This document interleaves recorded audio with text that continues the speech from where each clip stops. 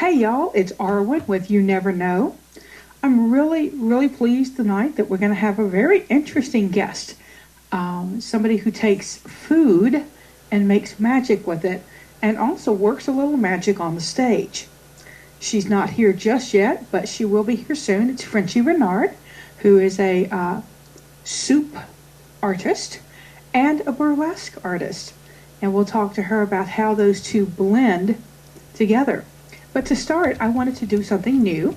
I'm going to read this week's horoscopes. Aquarius, you get the Wheel of Fortune. Keep your eyes open. Possibilities coming your way. You must grab them. Don't expect them to knock on your door. Pisces, the Eight of Pentacles. Excellent week for you to practice what you preach. It's a poor teacher who can't learn from the student. Pay attention. Aries, you get the Ten of Wands. So many things to do. Careful you don't try to do them all at once.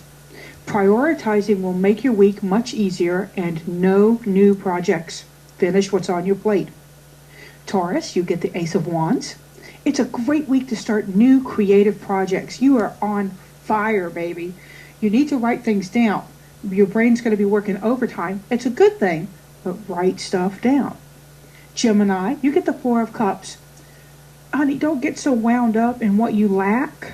You could miss what's being offered. You create your own drama. Make sure it's one you want to star in. Cancer, you got the Moon. Seeing things from both sides is recommended. Don't let your own illusions blind you to what's really there. It hurts. Leo, y'all get the Nine of Wands. Protect your passion. Set up boundaries to keep yourself whole. And don't waste time with those who will not play by your rules. It's your playground, baby. Virgo, you get the Five of Pentacles. I want you to budget very hard this week. Home repairs may be necessary, and don't spend where you don't have to. Money needs to be attended to. Libra, you get the Six of Cups. Your strength comes from friends. Lean on them. Remember the joy of childhood. Be a little playful as you go about your week. Scorpio, you get Chariot. Time to drive your own life. Pick up the reins. Guide your desires where you want to go. Don't let anyone backseat live. Sagittarius, you get Temperance. When you are in balance, everything goes your way. I want you to focus on moderation. It's the key to your healthy life. Be well. And last but not least is Capricorn, Judgment. Sometimes you have to make the tough decisions. I want you to remember to use each moment to rise to the next level, and you will succeed. So that's this week's horoscopes for everybody. Y'all know that I do them on Sundays, so you can catch them early, or you can catch them on the show now, because I'll probably start the show out with that, just to let you have that little bip for your week. Near Naked Soup. I like it. That's a great idea. I think, though, she's just calling it Frenchie Soup Cookbook. So how's everybody's week been? I see that we've got a couple of people here in chat. I'm seeing names that I remember. I hope everybody is doing really well. What would you want to ask somebody who did not only burlesque, but also was a great cook? What are your thoughts on that, y'all? I'm looking for some chatter in the chat room. Oh, that's just redundant. Hang on, my computer has just gone off on its own. There we go. Half soup chef, half burlesque entertainer. Now, Frenchie's been doing burlesque, from what I understand, for quite a while. A dear friend of mine introduced her to me, and because she has a book coming out. And that's what we're going to talk about tonight once we get her on board. Technical difficulties. It's the name of the game for me, I think. But she's done a cookbook that she has spent years working on. She says she's always cooked, and soup's been one of her go-to foods. And we're going to ask her a couple of questions like exactly what is the main ingredient in Frenchie soup? Oh gosh, I don't think Mercury retrogrades till, I think it's in February. I don't know Soup Nazi. Kim's. You're talking about Jerry Seinfeld, or yeah, Jerry Seinfeld. Oh, I've never watched Jerry Seinfeld. Ah, yeah. Well, there was an entire deal where they all went to this one soup restaurant, There's a soup kitchen. the soup kitchen or whatever, and the guy made like the most incredible soups, but you had to order it in a very strict way. If not, he'd look across the deal at you and go, "No soup for you, 1 year," and they'd kick you out. So, Awesome. I think I'm the only person in the world with access to cable TV who can say I have never watched a complete Seinfeld show. I watched about 10 or 20 minutes of one time and just didn't hook me. So, I don't know. And I've got friends that just swear by it. They say it's one of the funniest shows they've ever seen in their lives. And they give me that look. You know, this one? Hi. Look, it's a live body. Hi, Hi, Frenchie. How are you? I'm well, thanks. How are you? I apologize for the technical problems. No worries. It happens. Everybody. I've got some wine. And I got my cup of tea. Because if I drink wine, it's going to get wild in here. Everybody, this is like that thing. this is Frenchie. Say hello to Frenchie. Yeah, in the chat Hi. room. Hello, chat room. Hope everyone's doing well. So, I have a couple of questions for you. First, give us a brief introduction about who you are. What makes Frenchie Frenchie? Well, I'm Franco-American, like SpaghettiOs. Uh, no, I'm a burlesque producer and MC, and I perform around the country, um, doing burlesque and host a variety show every Tuesday night here in Denver, Colorado. I've just finished writing a soup cookbook. And the genesis of this is kind of interesting. At least I think so. Backstage one night at a burlesque show here in Denver, one of my fellow performers saw me drinking my traditional over-poured glass of Jameson's on ice and said, "What is that, Frenchy soup?"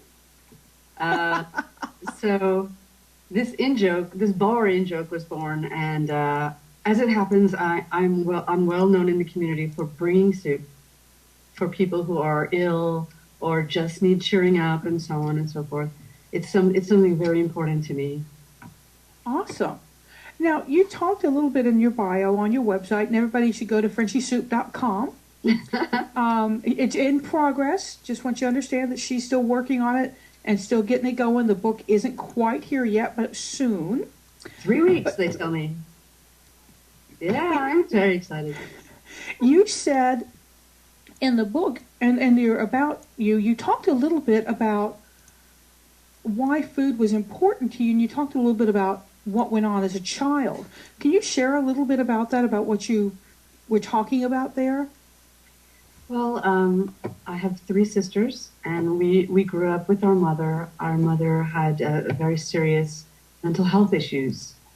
And as a result, we often went hungry for long periods of time and were quite, neglected. So, we all had to kind of, go by our own bootstraps, find our way. My way led through the kitchen. Early on, I decided I was going to be the one to nourish myself and my sisters through cooking. Right. Very good. That's where it all began. Yeah.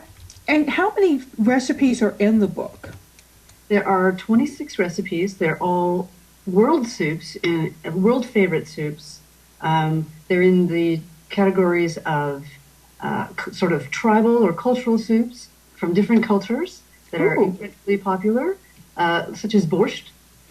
In Eastern Europe, yeah, right? Oh, my recipe for borscht will knock your socks off.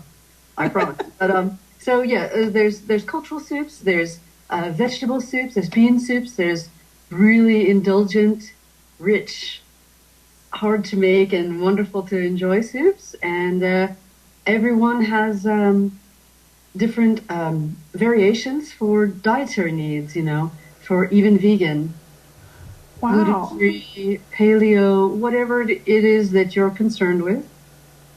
There's a variation to make this soup possible for you. So, Very cool. Now, what I'm going to ask you a couple of soup-related questions, All not right. like Jeopardy. What's your favorite soup for company? gumbo.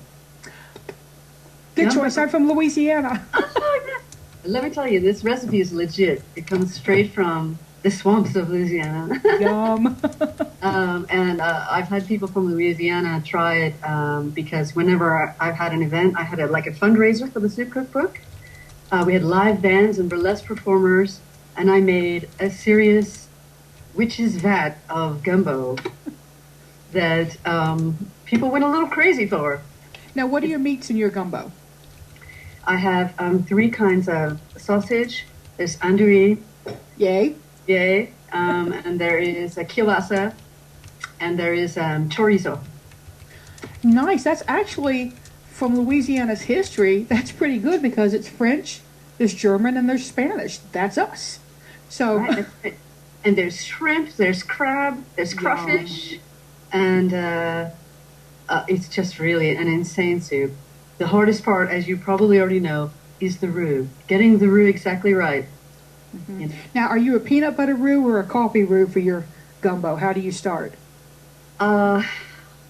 Flour. Plain old flour. I don't have coffee, or what was the other? Well, no, the color. And when I Oh, the grew up, color. It's color, yes. the color of the roux. Yeah. Milk chocolate roux. Ah, Milk okay. chocolate colored roux. That's right. And it turns out spectacularly well. It's incredibly difficult, actually, to make, especially when you're in Denver, Colorado, where it's not so easy to get these things. Mm-hmm. But the result is just spectacular. And, There- you know, congratulate yourselves with like 4 hurricanes. Hey, and that'll make anything good. I went to visit a friend. She was from Breaux Bridge, Louisiana, and her mamette, who is her Cajun grandmother. I walked in the house, had never met the lady, and she said, "Hey, soup's on the stove. Get you some." I went, "All right then." And it was a chicken You're and pretty good sausage. at accents. You should go in the theater. Well, Mamette was she was quite the character. But I learned that there was the rice cooker and there was the gumbo, and you went for it.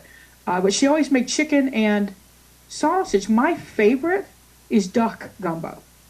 I love duck. It's greasy, so it works for me in a gumbo. But man, I love love duck gumbo. Yeah.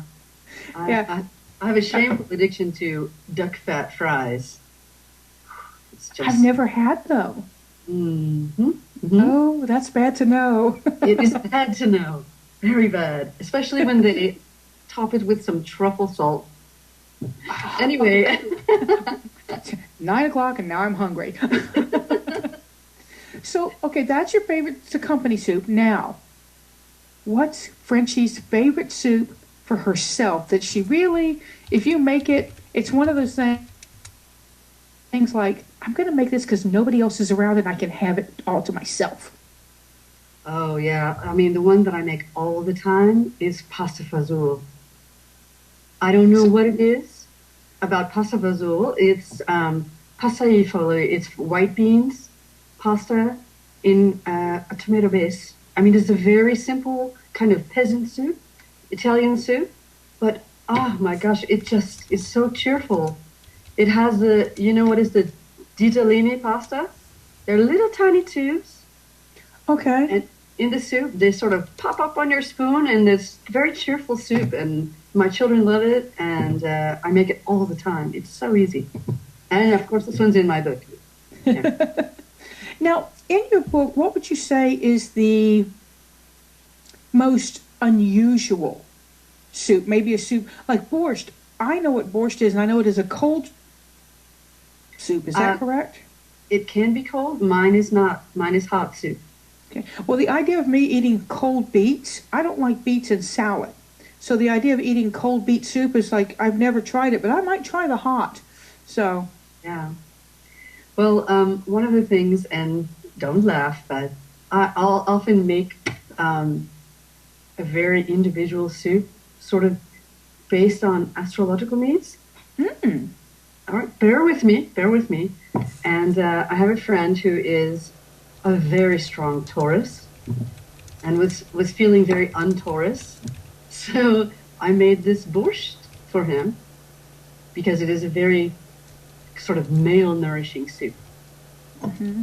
At least that's how I see it. And he's like, "Oh no, I'm not gonna eat this. I don't like beets." And I'm like, "Yeah, you're gonna try it." And he loves it because it's one of my favorite things about making soup is using power tools in the kitchen. The immersion blender, which makes all the velvety smooth soups. Like my borscht is a velvety smooth soup. And, a big plop of sour cream, some dill, from fresh dill. Yeah. sounds good. Now, my favorite soup for me is cream of tomato soup. Yeah. And I put basil in it, and I put garlic in it, and I make it out of a can. But I know. Well, listen, I'm going to send you a special edition of this cookbook with that recipe for tomato soup made without a can. There's no cans in my cookbook at all. Well, So, I'm going to get your cookbook. I mean, I've got it bookmarked for myself to remember to go order the cookbook. And y'all, if you want to order that cookbook, let me give you that link because I want you to be able to, you can pre-order this and get a signed copy. one where, and what we didn't mention is instead of boring bowls of soup in the photos, like you get a cookbook and there's a picture of the finished dish, not in my cookbook. In my cookbook, it's pinups of my friends in Denver Burlesque. So what do you have, what's your pinup for gumbo? My friend, and all of the soups have been named after their pinup. Oh, cool. So in this case, it's my friend Gigi DeLovely, and so it's DeLovely Gumbo. And all of the photos are PG, by the way.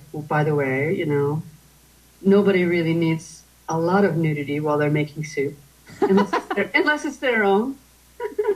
But they're very beautiful photographs, and it makes for a fun book, I think. I hope that people will enjoy it. Well, I think it's a great idea because, as you say, you open up a cookbook, oh, look, there's a bowl of soup. What I cook rarely looks exactly like the food in the it's not Pioneer Woman cookbook kind of stuff. They have people that's their job is to make this boring bowl of soup look as attractive as possible. And there's a lot of tricks, like putting Vaseline on top of the soup to make it shine. I mean, your soup is not going to look like that, nor should it. Right? Nor should it. And, every time I make the tomato soup in my book, it comes out a different color. So that doesn't mean it's wrong. No? Now, Never. when you have tomato soup, yes to grilled cheese or no to grilled cheese? Of course, grilled cheese. Okay, she's my girl. But not those horrible processed cheese slices. That's evil. It's not even cheese. It's just oil that looks like cheese. Right? Okay? Plastic. Get yourself a good piece of bread. Get yourself some good cheese. Real cheese. I love grilled cheese, and I will put a little slice of ham, a little thin sliced onion, and a little mustard when I grill mine. I mean, I'm going to town when I make my grilled cheese. Oh, well, today, Arwen, I just discovered pretzel rolls. Uh-oh. So much for me being gluten-free. Because pretzel rolls with some mustard. And Yeah. That's one of my favorite foods, is to grab one of those pretzels and just dump mustard on it. yeah. My best friend, who is a Taurus, just said Gruyere makes great Gruyere. grilled cheese. It's the Gruyere? best. Gruyere. Gruyere, okay. I knew you'd know how to say it. Cheese. It's a Swiss, not a French cheese. But it is the Oh, best really? I didn't know that. That's the kind of cheese that you must put on your French onion soup. No exceptions. Now, do you have a French onion soup recipe? That is my signature soup, Frenchie. Ah. So yeah, and that's the recipe that leads the book because it's one of the oldest soups in the world. Did you know that? No, I didn't. Yeah, they've found recipes for almost the exact soup that in my book coming from the 16th century. Wow. That's kind of amazing. Yeah. Now, what is the history of soups? I mean, talk to us a little bit about why is soup so common in the world? Why do you think there's a soup for everybody? In every culture throughout history, there's been broths, soups, bouillons, all these things, because it is accessible to anyone. There's the old children's story about stone soup. Have you heard this? Mm-hmm. Yeah, the stone soup story. Because even in the greatest poverty, in famine, there are things you can do to make soup. Even if it's just water and an old dusty potato you found in the road, you can make a soup. Or a broth at least, So, I was very, very intrigued when I was researching all these soups. And I researched for 2 years these recipes, and I tested them with friends and people that were professional cooks. Oh, also nice. people who have never made soup before without opening a can. I made them make the soup so that I could be sure that anyone can make them. Because Right. that's what soup is all about. Everybody can make it. Everybody should eat it.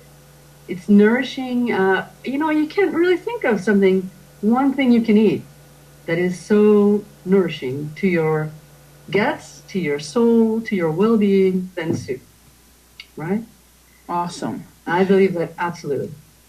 And stone soup, I'm pagan by a religious choice. Uh-huh. And stone soup's a very important thing in our culture as pagans. Many festivals will have one meal and they call it the stone soup meal. And you bring stuff, and Dragon Fest, I don't know if it's a Colorado-based festival. Oh, yeah. Yeah. They used to do it. I don't think they do it anymore, but you would bring in and they would take all the ingredients in on one day and then make as many different soups as they could, and that's what you ate that night. People would bring bread and, you would just eat soup. It was the most wonderful night because you never knew what was going to happen. Yeah. Yeah. And so for anybody listening that doesn't know the soup story, Now, very briefly, I think it was a man, but it might as well have been a woman or a kitchen witch. But went into the village with a bowl or a pot and a big stone, and went door to door and said, "I'm trying to make a soup to feed everyone. Do you have something to contribute?" And in every home, they came up with something. A small onion, a potato, whatever. Mm-hmm. And in the end, there was a soup that fed the whole village. It's one of my favorite descriptions of what real community is. Because you don't have to give all, you just have to give some. Sure. To create something amazing. Somebody has asked in the chat room, how does Frenchie feel about using frozen veggies in soup? Frozen veggies, I absolutely love, especially things that I can't get in Denver, which maybe you can't get where you are. You know what? I can't get okra here. That's fresh. I rely on frozen okra. And in the wintertime, you can get all of the things that you need to cook in a frozen form. What I dislike, which I disapprove of, and which I will shame you about, don't use canned. There's growing concern in the scientific, not even, moms and people that are worried about these things. Scientifically, they're saying, you know what? You probably should not eat vegetables that are in cans because they found that chemicals from the can itself leaches into the vegetables. Huh. Yeah. And you don't lead beans, right? You want lead beans? Tomatoes are the worst offenders. So. Oh, and I do Rotel tomatoes all the time. Yeah, they're like one of my staples. Right. Yeah. You can, no. More and more, and especially at stores like Trader Vic's or Trader Joe's and Trader Vic's. Always thinking about booze. Trader Joe's or Whole Foods, and all of these farmers markets you can find.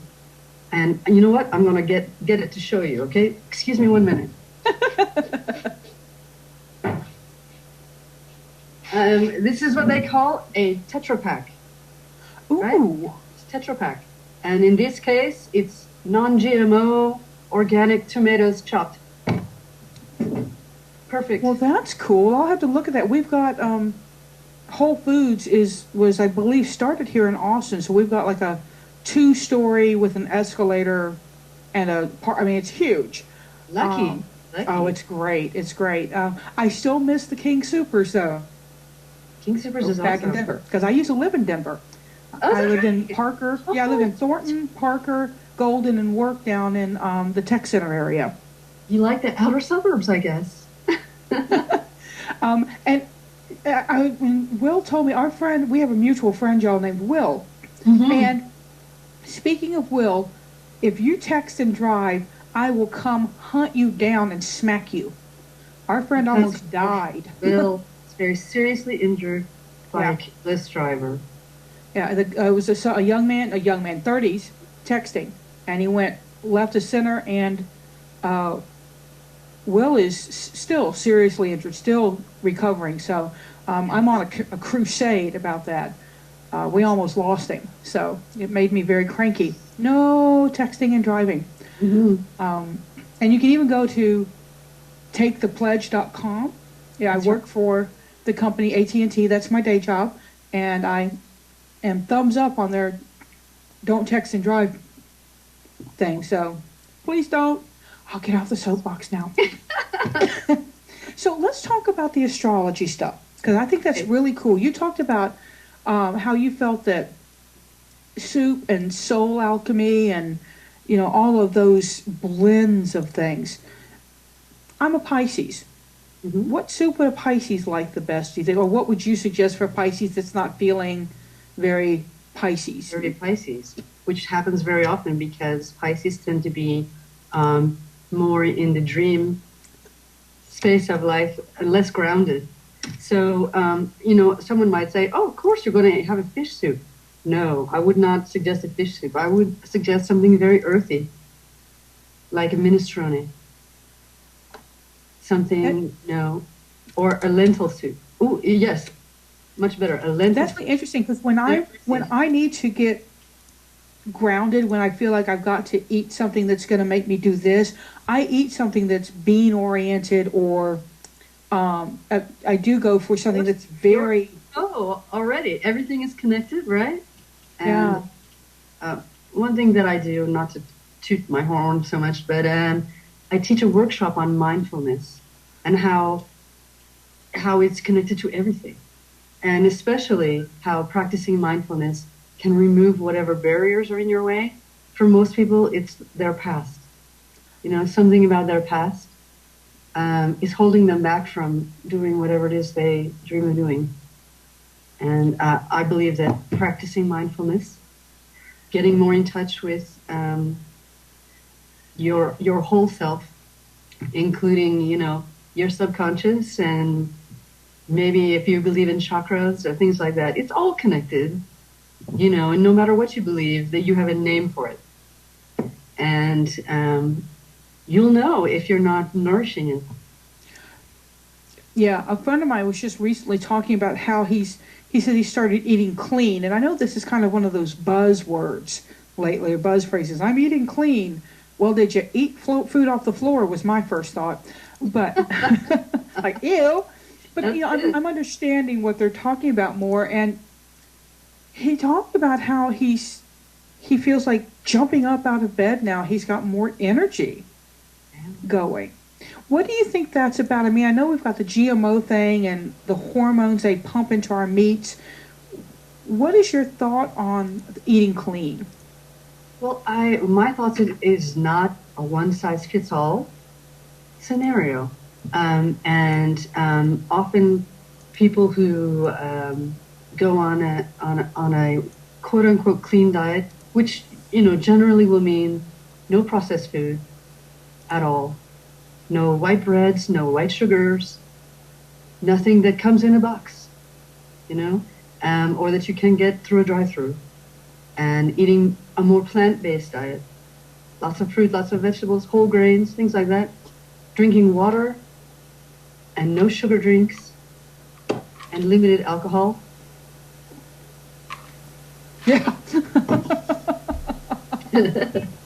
So this is the idea of clean. Well, why wouldn't that make you feel better, right? But, you know, my only concern is some people need some of these things. Some people's bodies need more fat than others. And, you know, a vegan diet may not meet their needs. Yeah. Or When I what? lived in, I tried to do vegetarian for about 3 years when I lived in Ohio, and I was making cashew meatballs, which are actually really yummy. They're labor intensive, but they're really tasty. But I found that my health declined. I was more tired. My friends will tell you that I get hangry. I don't know if you've heard that term or not. I have very recently, actually. And my new husband has been known to say, "Do you need to eat?" Because I don't want to talk to you right now. But I was in that just grr mood.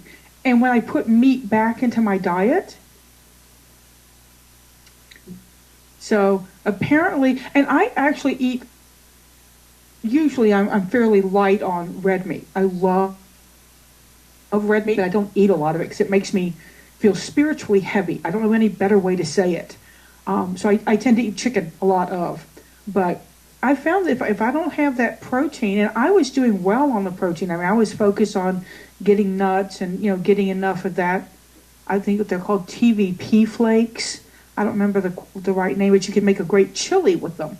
But it was not the right diet for me. So I like that you said, you know, it's different for different people. You know, nothing is in life, right? Why would food be one size fits all? Well, and I do believe that, I mean, we all come from, we're a blend, but I think we have, like, I'm a very, my bloodlines are very Eurocentric. I mean, I can go across the pond pretty much and go Ireland, Scotland, England, oh, and there's the German group. It's very focused. And then somebody who might have more Aboriginal or more Native American in them, they're going to have a different diet need, I think. And I think it's because of where our bodies think we're from, if that makes sense. Well, yeah, that's anthropology, right? So I would suggest, Arwen, that you eat more lamb. I love lamb. Probably your system, you know, sort of generationally or culturally, is already inclined to process lamb and root vegetables and chicken and things like this. Mm-hmm. Less Pacific fish, less rice. Those are, you know, I would imagine eat a lot of that. It's going to give you trouble. Soy-based things, you know, are probably not for you. Yeah, and I'm a huge rice eater. I actually, it's weird. My mother, and I have a past life memory that goes back to China for me. So I think that may be why. But when I was little, Mom would say, "What do you want for breakfast?" My sister would say eggs, bacon, whatever. I always wanted a bowl of white rice and soy sauce. And it's pretty much what I ate through high school. It's pretty much what I had every morning. That was my morning meal. I didn't put sugar on it. I didn't put milk. I put soy sauce on it. My mother would tease me about, you know... I would tease you too. That's very unusual. Right. She's like, "Who are you from? Do you know that you're German, Scot, and Irish? There is not a drop of Chinese blood in you, girl." But that's what I did. And I'm sure that my friend Vic is going to start laughing at me. So, and somebody else is saying, one of my friends who is... I'm sorry. Oh, go ahead. So, sorry, it's a little bit of a, what do you call it? When the lag. A little lag. Okay. What I was just going to say very, very briefly is that In my cookbook, you will not find any calorie counts or fat counts or anything like that. And that's on purpose because I feel like your body tells you what you need, what you don't need. You don't need to be obsessed unless you already have an OCD problem. You know, I'm down with OCD. Yeah, you know me. I have this problem, and when I gave up trying to measure all of the things I ate better.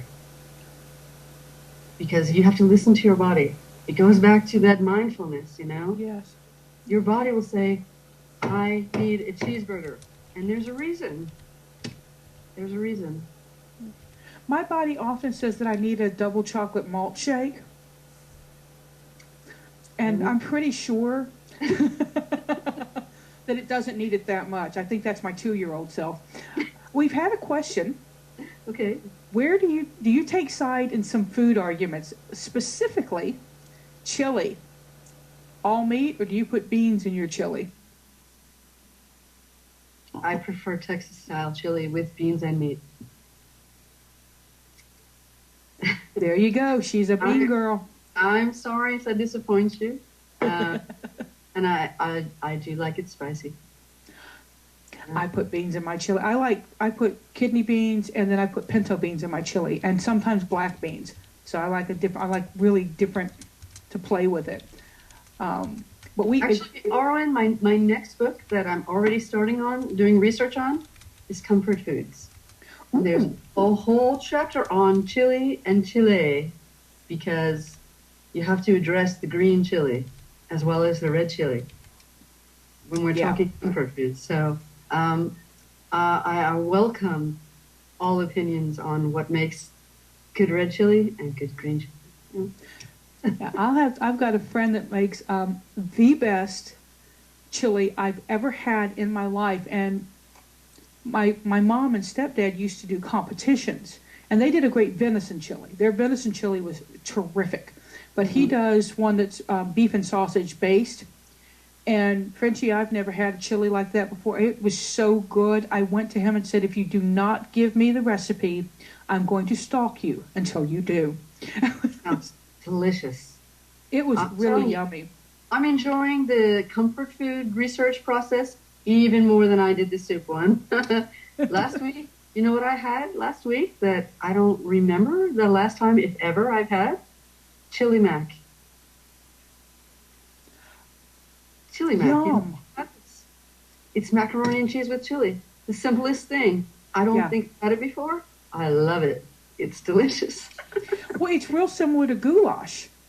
Exactly. It's in the casserole section instead of the chili section because it is very simple, similar to hot pots and goulash and all kinds of other things from around the world. But that's what amazes me is in both cases of research is how much things are the same instead of how much they are different around the world in different cultures. And it's fun to think about comfort foods. That's a really, because I have a weird one, and my mother is the culprit. She would make mashed potatoes and then make corn canned, and then mix them together with a little bit of cheese and bake them. It didn't have a name. It was just mom's stuff, and it was so good. Yeah. Here's another. Now they're asking, what's your favorite bread to go with soup? And I will add on, are there different breads that you like for different soups? Absolutely. And with every recipe, I also suggest something to drink while you're making the soup, which fits with the soup. But in terms of bread, yes, there's so many wonderful breads, and they do add a whole nother dimension to enjoying your soup. A French onion soup must be a baguette piece. A legit baguette piece. Otherwise, it's ruined.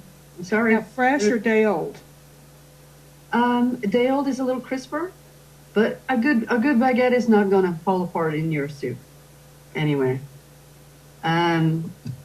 Italian bread, wonderful. These pretzel rolls that I just discovered, I can't wait to find a good place for them. And of course, croutons and crostini as well. I mean, I love Italian bread as much as French bread.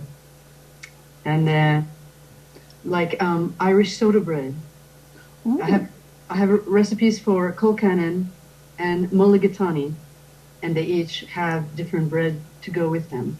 The Irish soda bread with colcannon is just heaven. It's heaven.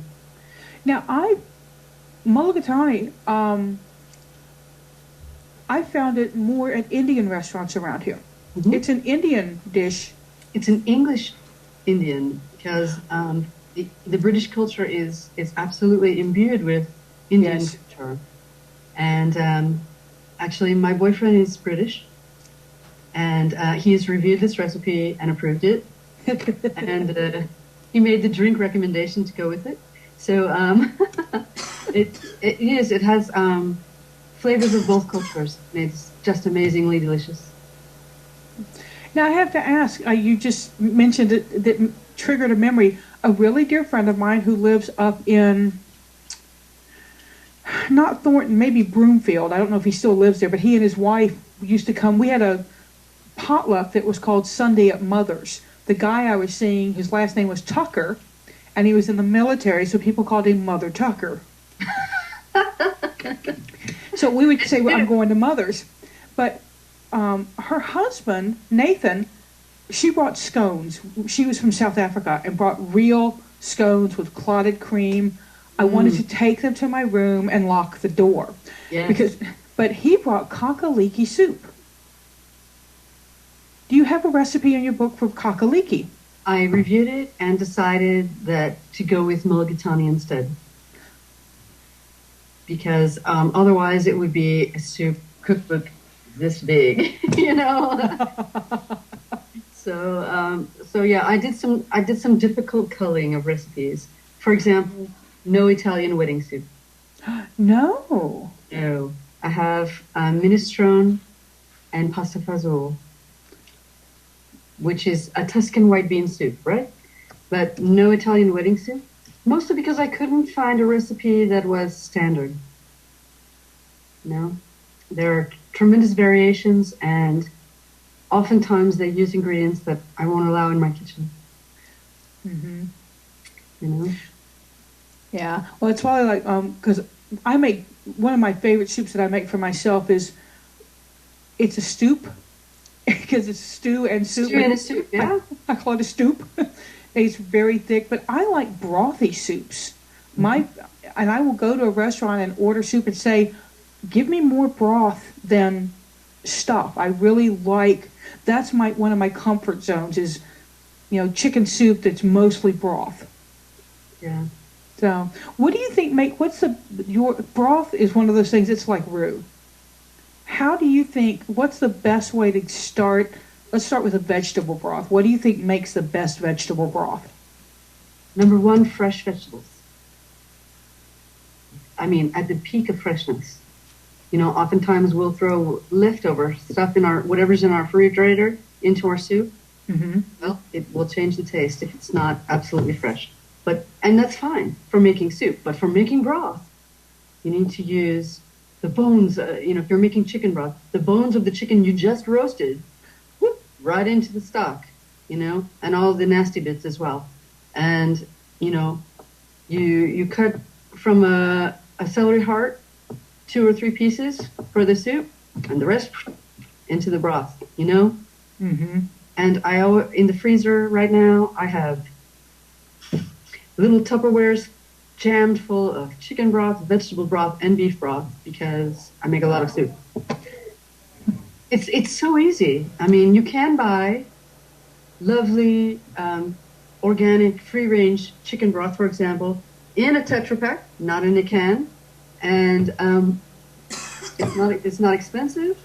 You keep it in your pantry. You're ready to go whenever you want to make something. And it looks like those boxes would stack in your pantry a little easier than cans. And they're recyclable. I'm seeing a whole redo Win-win-win. Yeah. on the Arwen kitchen. Somebody's asked, they said, you've mentioned pasta soup. What about dumplings? Okay, you ready for this? Because this is very, very, very close.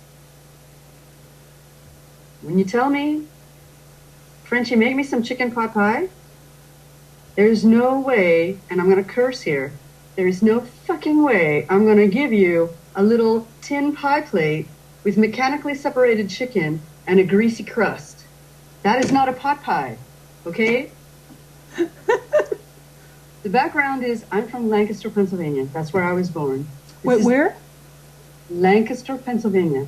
Camp Echo Trail. Yeah, Girl that's where the Scouts. Amish live, right? Yeah. It's a very strong Pennsylvania Dutch or German society.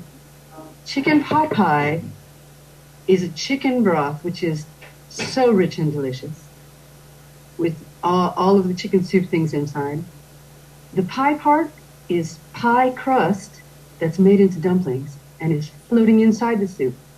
Pot pie, right? Oh. If it has a crust on top, it's a pie. It's a chicken pie, a beef pie. It's not a pot pie. Pot pie, the dumplings are floating in the soup. So, yeah, I'm very passionate about that, and people on Twitter are really sick and tired of me telling them it's not pot pie.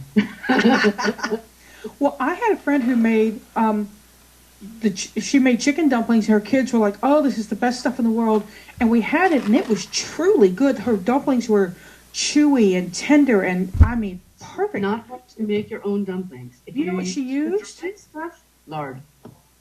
No, flour No? tortillas. You can't. Yeah. No, she took flour tortillas with a pizza cutter and stripped them and then cut them into thirds so they were about like that, and they swell up. Well, again, a lot of tortillas are made with lard. Yeah.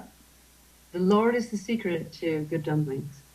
It's not Yeah. hard to make a pastry dough. It's one of the simplest doughs you can make. I'm not a baker. I cannot bake. But I can make pastry dough because it's so easy. Mm-hmm. And it makes better dumplings than the dried stuff, you know? And you know what's in it. Now, what are your kids' favorite? Do your kids have different soups? Is there, a soup per kid or? Sure, I have 5 children. Wow. My oldest child is a professional chef. She's 24. And she's a professional chef here in Denver at some of the best restaurants. And, she likes to boss me around in the kitchen. But I also have a very fussy eater. And she likes pasta fazool. And my son eats anything. But he loves the seafood soups. And I have a 4-year-old, a little girl, a diva, and she likes the sour soups. I have a recipe for hot and sour soup. Mm. She likes it if it's sour. One of her first foods was pickles. Loves them. Yeah, I'm a hot and sour soup snob. I go to a Chinese restaurant, that I will always order the hot and sour soup. I don't care how good the food is. If the hot and sour soup isn't to my taste, I won't go back to the restaurant because it's not worth it to me. I go for the soup. And the reason you'll find hot and sour soup that doesn't taste right is they're cutting corners. It's actually a very difficult soup to make. The ingredients are somewhat hard to find. I have this recipe in my book, and it's one of the most difficult after gumbo. So, because you have to go to an Asian market, which I love to do anyway because it's so much fun. What the heck do you think that is? And there's a great one in Denver down in the downtown area. You bet. Yeah. So I totally recommend this if you're someone that's interested in learning more about your food and what you like and maybe making some soup, is go to the cultural grocers in your town, go to farmers markets, go to the weird grocery stores that you are afraid to go in. Go in.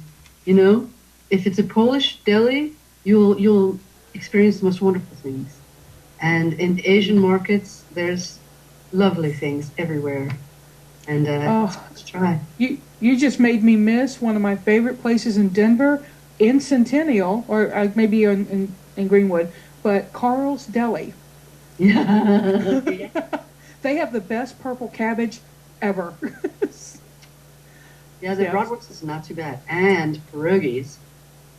Well, if you order, they don't always have it, but if you tell them that you want their vealwurst, they'll make you a vealwurst loaf.